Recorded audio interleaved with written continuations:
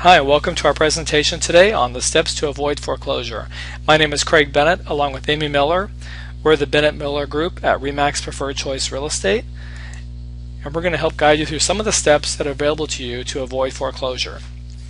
Do you know your next step? Well, chances are you or someone you know is having trouble making the mortgage payment each month. However, more than 70% of the homeowners proceed without seeking any assistance or without getting any facts about their situation. Many people do not realize that foreclosure is a process and there is time to make decisions that could result in a better outcome for you. Having the motivation to take action and finding a professional who can work with you towards a solution can ease some of this frustration. So what are the steps? Well, step one, take action. You've already started that process by watching this seminar. It shows you're being proactive about finding solutions, to some of the answers you may have. I'm going to go through a number of steps that you can take and be proactive in this situation. We suggest you contact an educated agent. Both Amy and myself have been trained with the CDPE. That's the Certified Distressed Property Educators. Recently, the Washington Post reported that troubled homeowners who receive housing counseling are 60% more likely to avoid foreclosure and have their payments lowered significantly in a modification. So what this shows is that if you actually reach out and talk to your lender or a professional, you have a good chance of having a positive outcome in your situation. Step three, organize your personal documents and information. This expedites the process. Just like when you got your loan originally, the lender is going to want to see a lot of the same documentation. Checking account statements, recent mortgage statements, savings account statements, and a letter of hardship. Amy and I can both assist you in this process as well and help guide you through what you're going to need to provide. And this is for anything, whether it be a modification, short sale, repayment or forbearance. They're going to need your personal information with regards to financing. And of course, step four, contact your lender. Lenders want to definitely avoid foreclosure. They're not in the business of owning real estate, although right now unfortunately they own a lot of real estate, but it's not something they like to do. So contact your lender as soon as possible to discuss solutions to your circumstances. They may say proceed with a short sale, they may want to try a modification. There's a lot of things they could discuss with you and help you. And of course, through all this, keep your agent informed. And then moving into step five, understand all of your options. There's a number of solutions to help you when you're having a distressed property situation. So I'm going to go through a number of those right now. Now keep in mind as I go through these, some of these have tax and or legal consequences as well. So I'm going to just say right at the beginning that with anything with regards to your loan, you should always contact an attorney or a CPA for professional advice with regards to tax or legal matters. If you don't know a tax account or a CPA or an attorney who specializes in distressed property, Amy and myself can guide you to a number of people who we've met and we know how to handle these situations.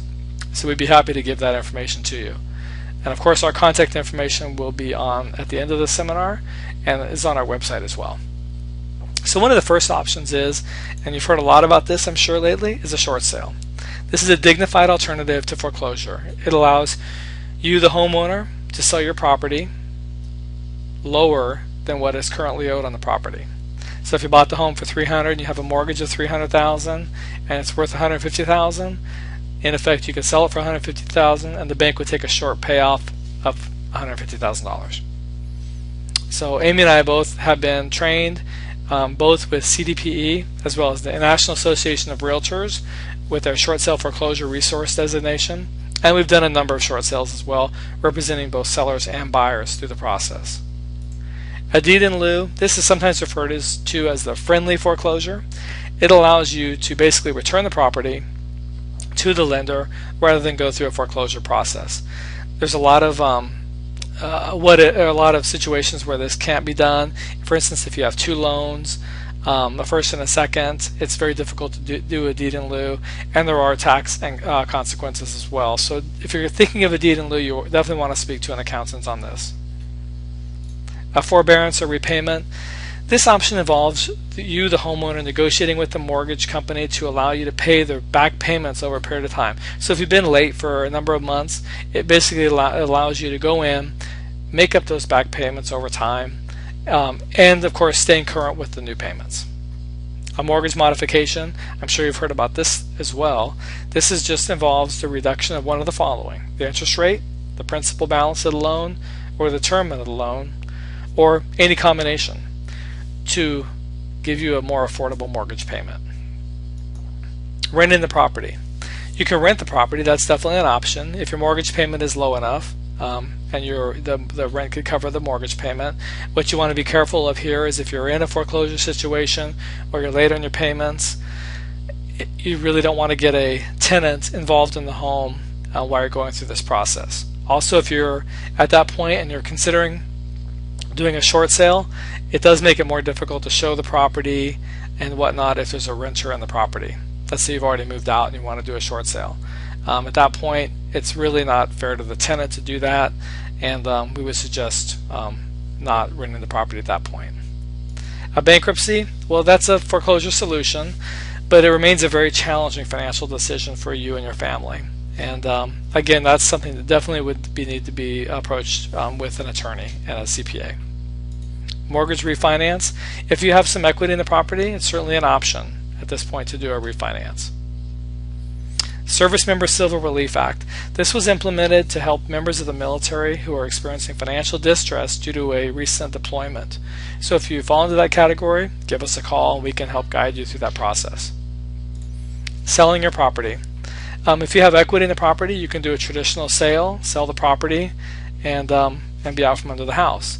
If you don't have equity in the home, or you've lost value in the home, and you no longer have equity, then the short sale is going to be your best option there. Step 6, action plan.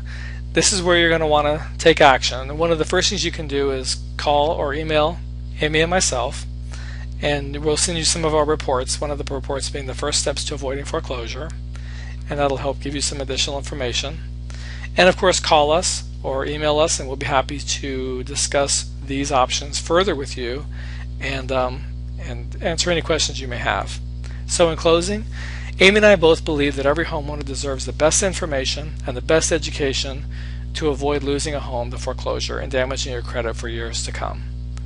As a certified distressed property educator and a short sale and foreclosure resource designee, we have been trained to assist homeowners in your situation, and we can help guide you through that process. So don't hesitate to contact us. You can reach both Craig and Amy at 602-492-7410 or email us at info@bennettmillergroup.com, and of course check out our websites at www.bennettmillergroup.com for more information. Thank you very much.